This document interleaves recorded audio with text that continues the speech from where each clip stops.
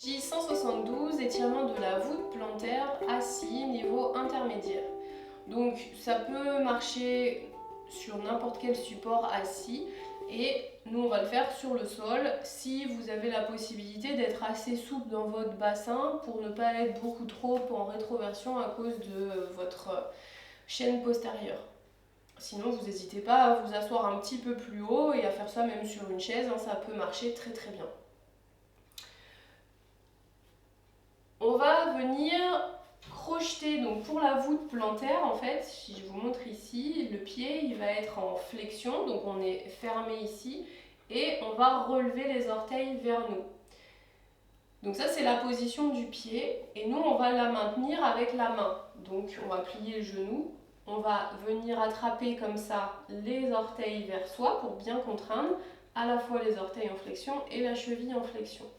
Et on va venir passer le genou à l'extérieur du bras pour venir en fait chercher un mouvement qui va venir tirer le mollet, la chaîne postérieure, donc ça c'est en fonction de votre souplesse, vous vous arrêtez ou jusqu'où vous pouvez aller avec l'extension du genou.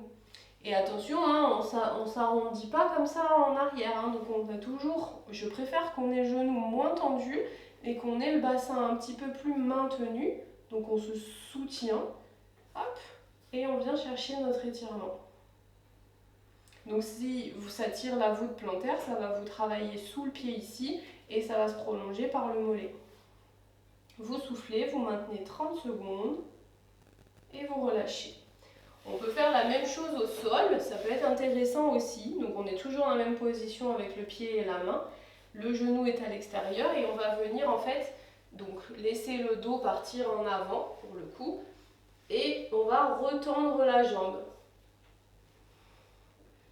jusqu'à ce qu'on ne puisse plus en fonction de notre souplesse de la chaîne postérieure. Pareil, ça va tirer le mollet à l'arrière et la voûte plantaire.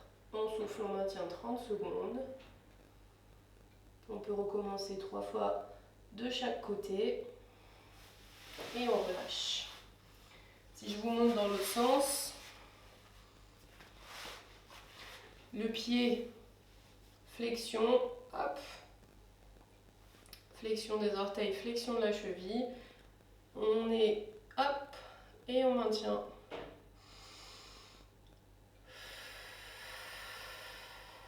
Pour la première façon et au sol pour la deuxième.